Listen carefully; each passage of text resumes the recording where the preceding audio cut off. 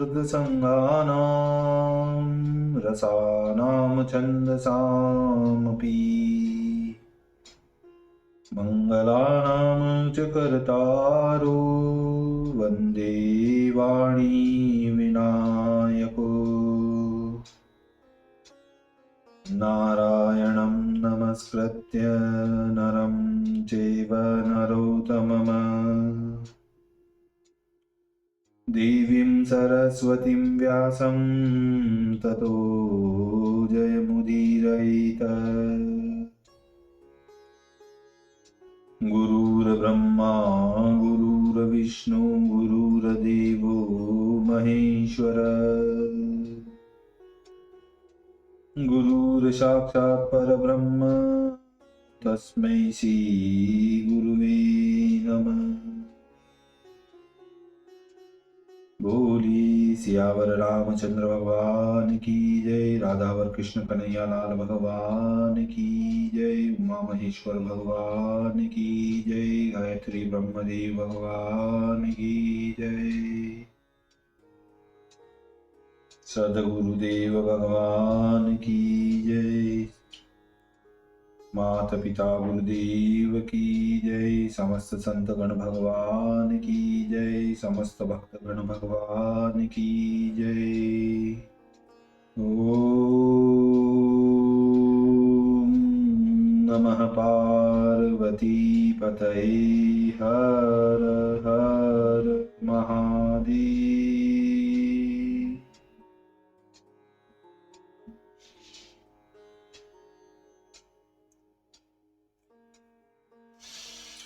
तो मित्रों और आप सभी श्रीमद् भागवत कथा के श्रेष्ठ रसिक जनों, श्रोतागणों,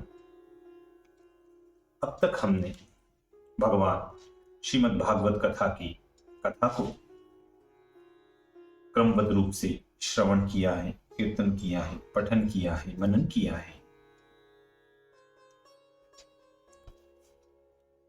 तो अब हम श्रीमद् भागवत कथा के पंचम स्कंद के 18वें अध्याय की ओर कथा को अग्रसर करते हैं।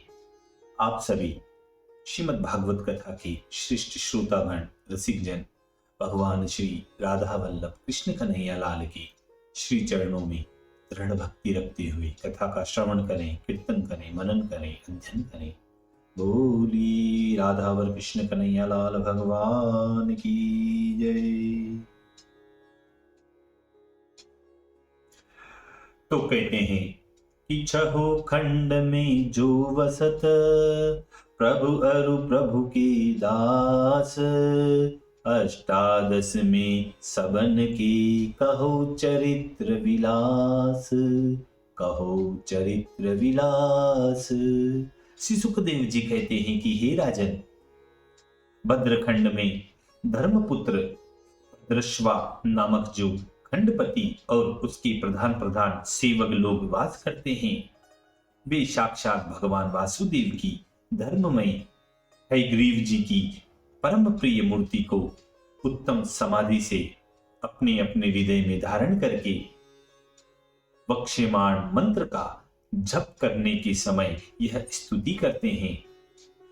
वह मंत्र इस प्रकार है जिसे श्री हयग्रीव भगवतो मंत्र कहते हैं। वह इस प्रकार है, ओम नमो भगवते धर्मात्यात्म विशोधनाय नमः, ओम नमो भगवते धर्मायात्म विशोधनाय नमः। तो भद्रश्वा बोली की उत्पत्ति, पालन, संहार करता, षड्गुण ऐश्वर्यवान, आत्मा के शुद्ध करने वाले धर्म स्वरूप आपको वारंवार मेरा नमस्कार है।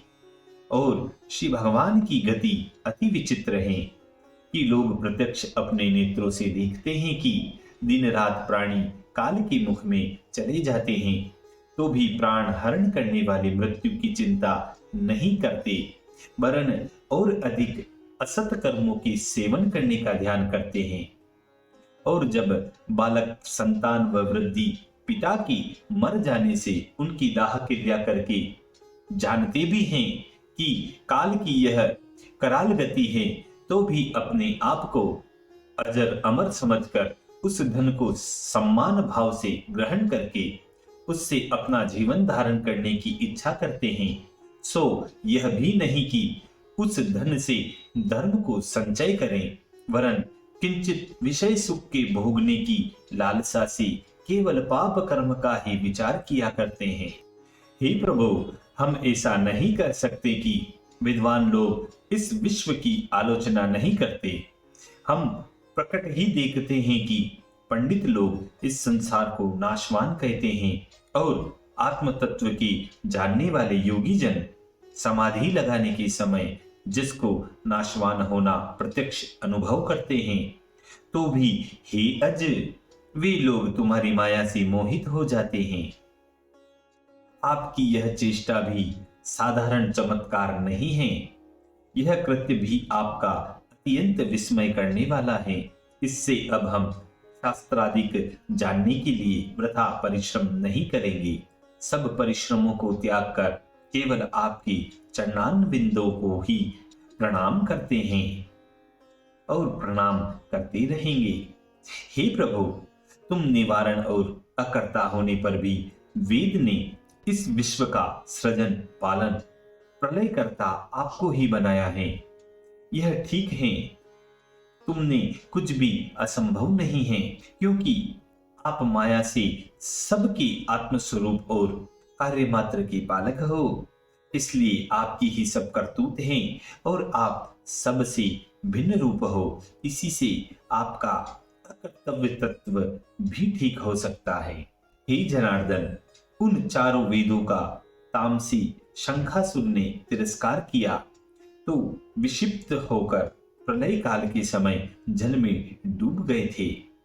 तब युगांत के समय आपने हयग्रीव शरीर धारण करके पाताल से सब वेदों का उद्धार किया और ब्रह्मा जी की प्रार्थना करने पर आपने चारों वेद उनको प्रदान किए।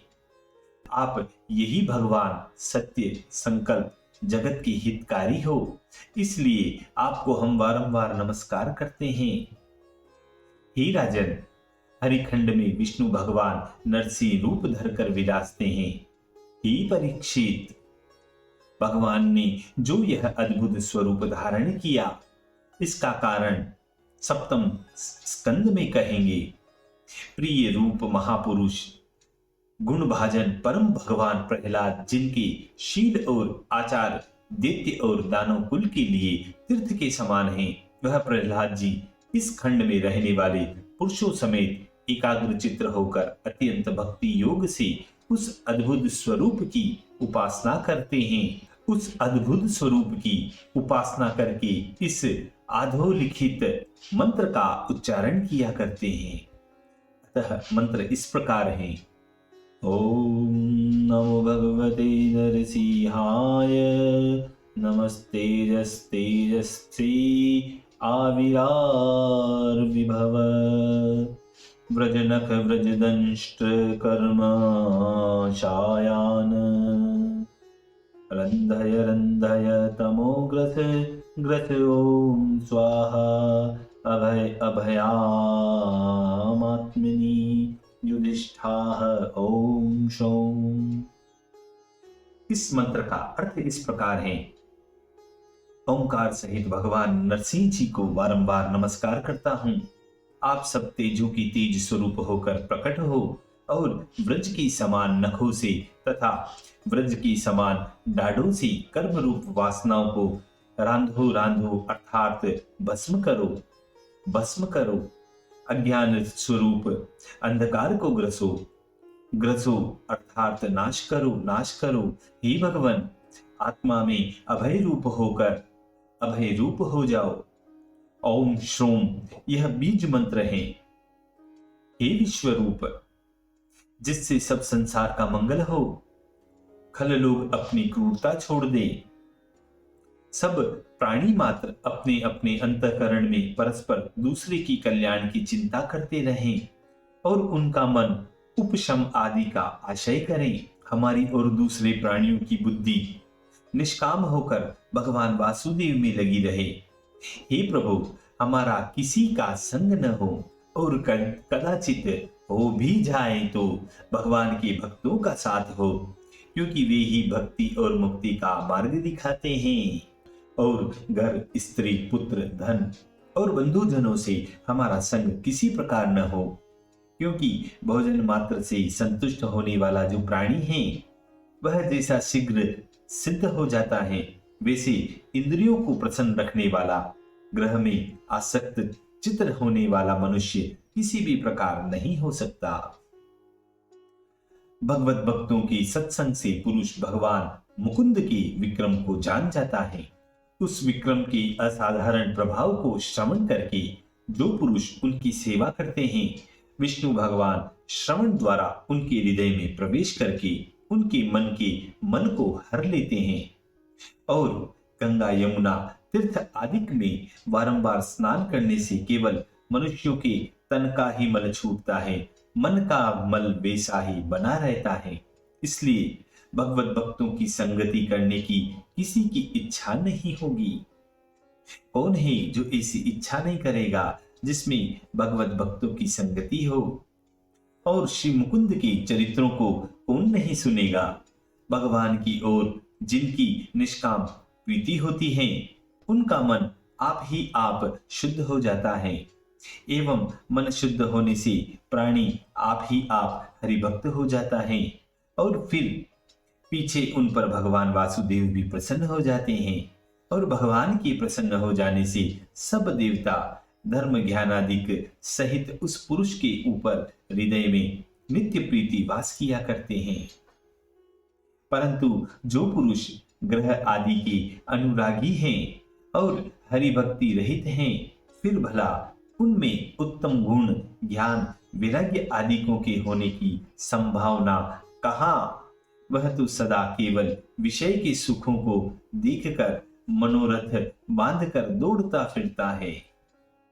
जैसे जल में मछलियों की आत्मा है और बिना जल मछली कभी भी कहीं नहीं जा सकती, क्योंकि उसका जल ही जीवन है, प्राण है। ऐसे ही भगवान वासुदेव सब शरीरधारियों की आत्मा है। इसलिए जो पुरुष महत प्रसिद्ध हैं, वह यदि हरि को त्याग कर ग्रह में आसक्त हो जाए, तो जैसे शूद्रादि जाति स्त्री पुरुषों को केवल आयु से बड़प्पन प्रसिद्ध है, वह उसी बड़प्पन को धारण कर सकते हैं। ज्ञानादिकों से पूजित स्त्री पुरुष के मध्य में पुरुष का जो अधिक महत्व है, वैसा महत्व उसमें कभी नहीं हो सकता। इसलिए इस ग्रह का परित्याग करके निज नरसिंह जी के चरणों में रहकर निर्भय हो जाइए। तृष्णा, रोग, राग, विषाद, मृत्यु, मान, चाह, भय दिखाना और मन की पीड़ा का मूल संसार है। वह सबको डुबाने वाला है और जन्म मरण का कारण है। केतुमाल खंड में भगवान नारायण कामदेव रूप से विराजमान रहते हैं और सदा उनकी यही वासना रहती है कि लक्ष्मी जी प्रसन्न रहें तथा संवत्सर और उनकी कन्या रात्रि के अभिमानी देवता और उनके पुत्र दिन के अभिमानी देवतागण, जो कि इस खंड के पति हैं, वे प्रजापति के पुत्र हैं। 100 वर्ष के जितने दिन रात्रि होते हैं, उतनी ही इन प्रजापति के पुत्रों की संख्या है, अर्थात 36,000 सहस्त्र। इन पर वे परम हित करते हैं। हे परीक्षित, संवत्सरों के विषय हित करने का हेतु यह है कि महापुरुष भगवान के चक्र के तेज की ताप से उन कन्याओं के अंतःकरण अतिशय निर्बल और कंपायमान हो जाते हैं और उनके गर्भ वर्ष के अंत में पतित होकर प्राण रहित हो जाते हैं। इसलिए उस खंड में पुरुषों की संख्या अधिक नहीं होने पाती और भगवान कामदेव रूप के ललित गति, विलास और मंद मुस्कान सहित अवलोकन की लीला प्रकट करते और अपनी भ्रगुटियों को कुछ कुछ ऊंचा करते करते मुखारविंद की शोभा से रमा को रमण कराकर अपनी इंद्रियों को तृप्त करते हैं। वह रमा देवी जी भी संवत्सर के रात्रि समय उनकी कन्याओं के अर्थात इन रात्रि की अधिष्ठाता देवियों के साथ और दिन में इन कन्याओं के स्वामी अर्थात दिन के अधिष्ठाता देवताओं के साथ मिलकर भगवान के इस मायामय रूप की उपासना करके सदा इस मंत्र का जाप किया करते हैं। वह मंत्र इस प्रकार है। ओम ह्रां ह्रीं ह्रूं ओम नमो भगवते ऋषिकेशाय सर्वगुण विशेष शेरविल्लिक्षितात्मने आकुतीनाम चितीनाम चेतसा विशेषाणां चाधिपतये षोडश कलाय छंदोमयाया अन्नमयाया मृतमयाया सर्वमयाया सहसे ओजसे बलाय कांताय कामनाय नमस्ते उभयत्र भूयात। इस मंत्र का अर्थ इस प्रकार है कि इंद्रियों की अधिपति उन भगवान ऋषिकेश को हम नमस्कार करते हैं जिनका स्वरूप सर्वश्रेष्ठ वस्तुओं से जाना जाता है, जो ज्ञानेन्द्रिय, कर्मेंद्रिय, संकल्प, अध्यवसायादिक और उनके सब विषयों के अधिपति हैं। 11 इंद्रिय और 5 विषय, यह 16 पदार्थ उनके अंश हैं। वह वेदमय हैं अर्थात वेदों के कर्म द्वारा वे होते हैं। दूसरे उनका देह अन्न से बढ़ाने वाला है, इस कारण से अन्नमय है। परमानंद, प्रकाशमय तथा अमृतमय है, सबके विषय हैं, इस कारण सर्वमय है और सामर्थ्य और बल इन सब के कारण है। इन सब के सहित होने से सह स्वरूप है और कांति और काम उनकी मूर्ति है। सो हम उनको नमस्कार करते हैं। वे हमारे लिए दोनों लोकों में, इस लोक और परलोक में अनुकूल हो। फिर वे स्तुति करके कहते हैं कि हे प्रभु, आप स्वयं ही सब इंद्रियों के पति हैं। जो स्त्रियां अनेक प्रकार से आपकी आराधना करके आपके सिवाय और पति की इच्छा करती हैं, वे उनके पतिगण, उनकी प्रिय संतान, संतति अथवा धन व आयु की रक्षा कर सकते, क्योंकि वे तो आप ही परवश रहते हैं। इस कारण से वे सब पतिहीन ही हैं, क्योंकि पति तो ऐसा होना चाहिए जो कि स्वयं निर्भय और भयातुर की सब भांति रक्षा कर सकता हो, वही पति है। हे प्रभु, इसी कारण से एक आप ही सबके पति हैं, आपके सिवाय और दूसरा पति नहीं हो सकता। आत्मलाभ के अतिरिक्त और किसी वस्तु को अधिक नहीं समझते, इसलिए आपका सुख किसी से भी अधीन नहीं है।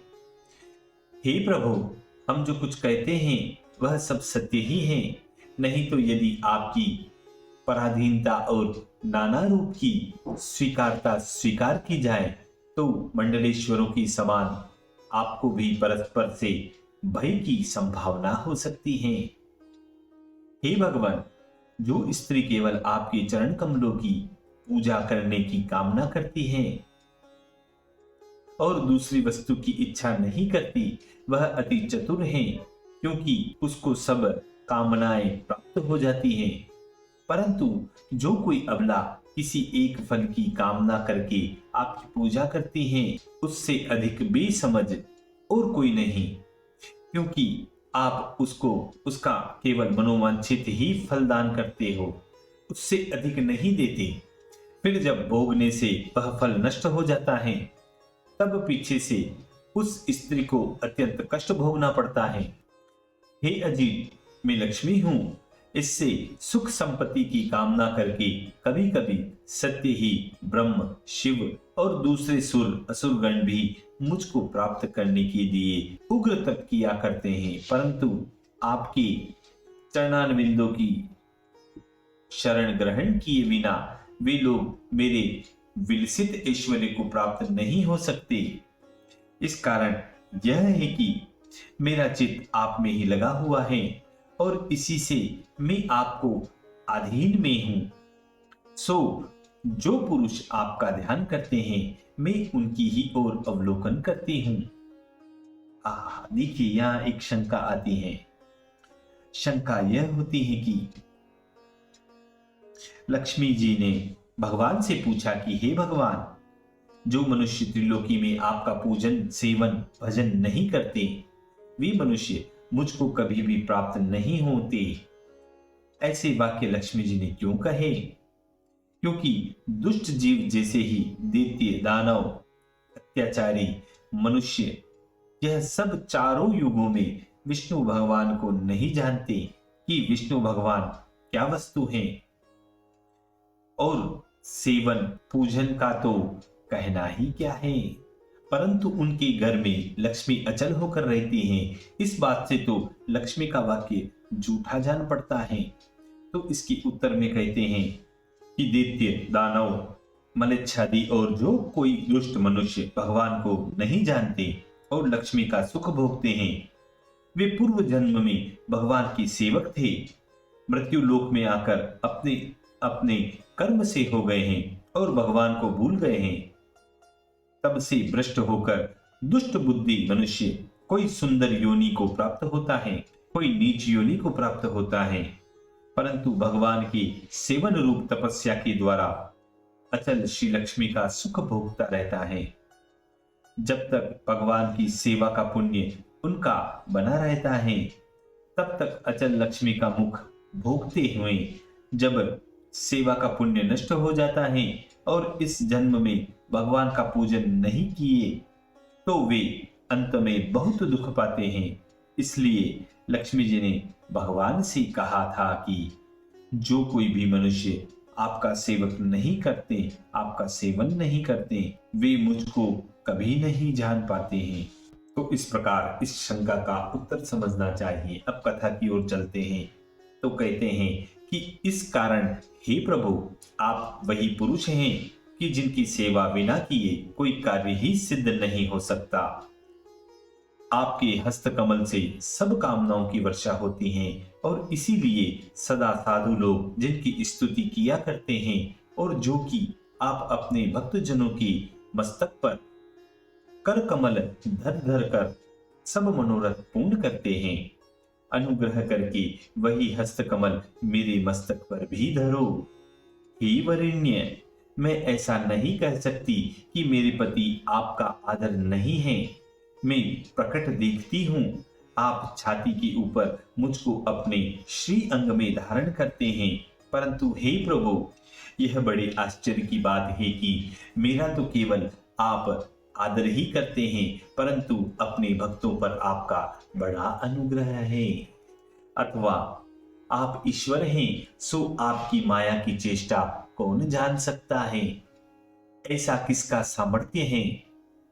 हे राजन, और दूसरे खंडों का विवरण सुनो।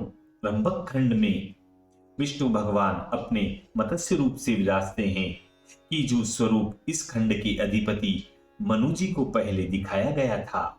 श्राद्ध देव मनु जी आज तक अत्यंत भक्ति भाव और प्रेम रीति से भगवान की उस मनोहर मूर्ति के पूजन में नियुक्त हैं और यह मंत्र निरंतर उच्चारण किया करते।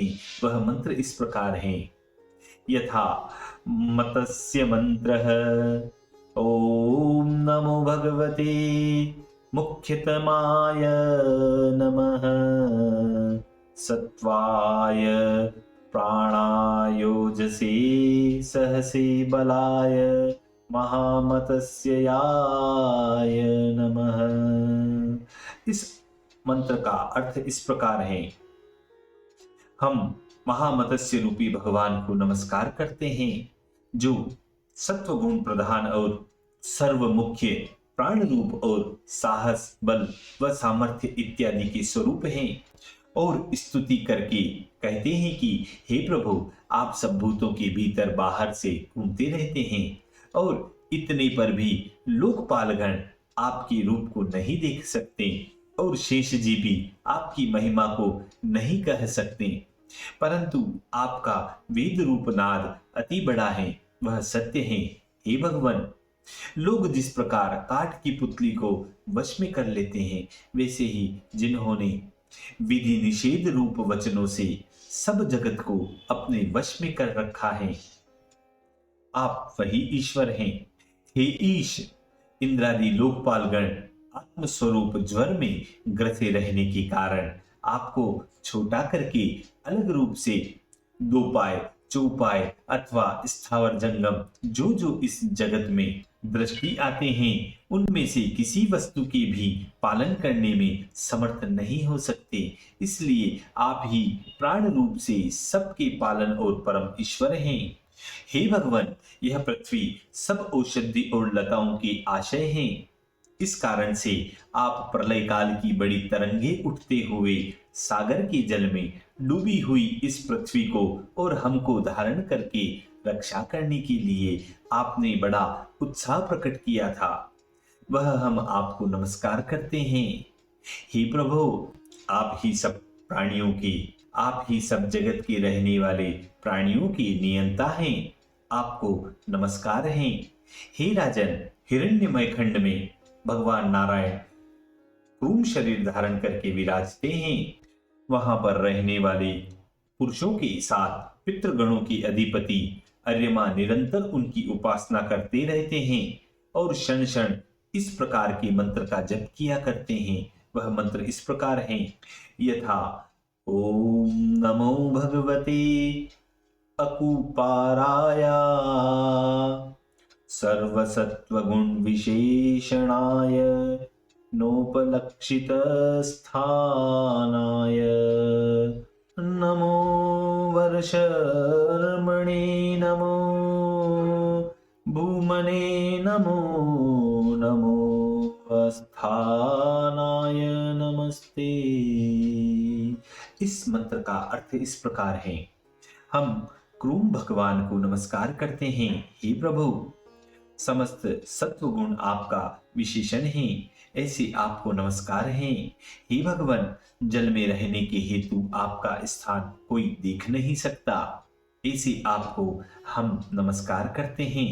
हे देव, आप अतिशय वर्षणवान हैं और अर्थात काल से आपका अवच्छेदन नहीं होता, आपको नमस्कार है। हे प्रभु, आप सर्वगत और सबके आधार हैं, आपको नमस्कार है। हे भगवान, आपने अपनी माया से जो यह आकृति प्रकाश की है, सो दृश्य पृथ्वी आदि से लेकर सब पदार्थ इसी रूप में है, इसी कारण आपसे अलग कुछ भी नहीं है। हे भगवान, आपका यह रूप अनेक रूपों से निरूपण किया जाता है, परंतु यह मिथ्या है, तो भी दिखाने के कारण मृग तृष्णा की जल के समान इसकी संख्या नहीं की जा सकती है, इसलिए हम आपको नमस्कार करते हैं। हे प्रभु, आपके आकार विशेष को कोई नहीं बतला सकता। हे भगवान, जरायुज, मनुष्य, गवादि, अंडज, पक्षी इत्यादि, स्वदेज, जूम इत्यादि, उद्बीज, लता वृक्षादि अर्थात स्थावर, जंगम, देवता, ऋषि, पितृ, भूत, इंद्री, स्वर्ग, आकाश, पृथ्वी, पर्वत, नदी, समुद्र, द्वीप, ग्रह और नक्षत्र, यह सब आपके ही नाम हैं, आप एक ही हैं। हे भगवान, आपके नाम, रूप और आकृतियों की बहुत असंख्य भेद हैं, जिनकी संख्या नहीं की जा सकती, तथापि कपिलादि विद्वानों ने उनकी 24 संख्या कल्पना की है। वही संख्या जो तत्व ज्ञान से मिट जाती हैं, आप ही उस तत्व ज्ञान के नमूने हैं, अर्थात परमार्थ ध्यान रूपी आपको हम नमस्कार करते हैं। हे भगवान, उत्तर कुरुखंड में भगवान यज्ञ पुरुष वाराह रूप से प्रकाश करते हुए विराजते हैं। वहां पर यह पृथ्वी देवी कुरुगण सहित अविचल भक्ति प्रकट करके उनकी सेवा करती हैं और इन परम सिद्धांत उपनिषद के वाक्यों का उच्चारण किया करती हैं। वह परम सिद्धांत मंत्र इस प्रकार हैं, यथा ओम नमो भगवते मंत्र तत्व लिए गाय, यज्ञत्र वै महाध्वरा वैवाय, महापुरुषाय नमः, कर्म शुक्लाय त्रियुगाय नमस्ते। इसका अर्थ इस प्रकार है, हम भगवान को नमस्कार करते हैं, हे प्रभु आप मंत्र से जाने जाते हैं। अयूप यज्ञ और सयूप क्रतु इत्यादि जो कुछ दिखलाई देता है वह सब आपका ही स्वरूप है। हे प्रभु आप कर्मों से शुद्ध अर्थात यज्ञानुष्ठान करने वाले और 3 युग के स्वरूप हैं। आपको हमारा बारंबार प्रणाम है। अहो काष्ठ के भीतर जिस प्रकार अग्नि गुप्त रहती है, उसी प्रकार अग्नि के समान जिसका स्वरूप देह और इंद्रिय आदि पदार्थों में गुथा हुआ है। निपुण विद्वान लोग विवेक के साथ और विवेक के साधन मन और कर्म व उसके फल से जितने दर्शन करने की वासना से सदा खोजते फिरते हैं और उसी ढूंढ भाल से जिसकी आत्मा प्रकट होती है, उन्हीं भगवान को हमारा प्रणाम है। जो कि माया कार्य के विषय इंद्रिय आदि व्यापार देवता देह काल और अहंकार इन सब उपलक्षणों से जिनका यथार्थ रूप देखने में आता है और यम नियम आदि को से जो साधु लोग निश्चयात्मक बुद्धि युक्त हैं, उनके निकट जिनकी माया से बनी हुई आकृति दूर हो जाती है, उन्हीं भगवान को हमारा प्रणाम है। जिस प्रकार चुंबक के निकट रहने से लोहा स्वयमेव उसके चारों ओर फिरा करता है, वैसे ही माया दृष्टा परमेश्वर के दर्शन के हेतु जीव के निमित्त वांछा न होने पर भी जीव की वांछित इस विश्व की सृष्टि स्थिति और प्रलय करती रहती है। सो उस गुण कर्म और जीवों के साक्षी स्वरूप भगवान को हमारा प्रणाम है, नमस्कार है। और जगत के कारण रूप वाराह भगवान जो वाराह स्वरूप धारण करके रसातल से मुझ पृथ्वी को दाढ़ के अग्रभाग पर धारण करके हाथी के समान प्रलय समुद्र में से निकले थे और फिर दूसरे हाथी के समान दैत्य हिरण्याक्ष को संग्राम में क्रीड़ा करते करते मारकर बाहर निकल आए, उन सर्वव्यापक परमात्मा को बारंबार हमारा प्रणाम है, नमस्कार है। इसी प्रकार प्रभु की महिमा में एक भजन कहा गया है। वह भजन इस प्रकार है। प्रभु की महिमा अपरम पार, प्रभु की महिमा परम पार, पढ़त विरंचि वेद नित चारो तौ न पावत पार। शेष महेश गणेश शारदा निस दिन करत विचार। आर मान चुप रहत रटत फिर में धीरजदार। वाल्मीकि नारद वशिष्ठ मृग खोजत वारंवार। नेति नेति कर कहत सकल मिली धन्य धन्य करतार। बड़े बड़े सुर सिद्ध मुनि जन तन मन धन सब वार। शालिग्राम लेत शरणागत समझ जगत आधार। समझ जगत आधार। इसी मधुर संवाद के साथ श्रीमद् भागवत कथा के 5वें स्कंद के 18वें अध्याय 18वें अध्याय की पूर्णता और समाप्ति होती है। बोलिए भगवान की जय।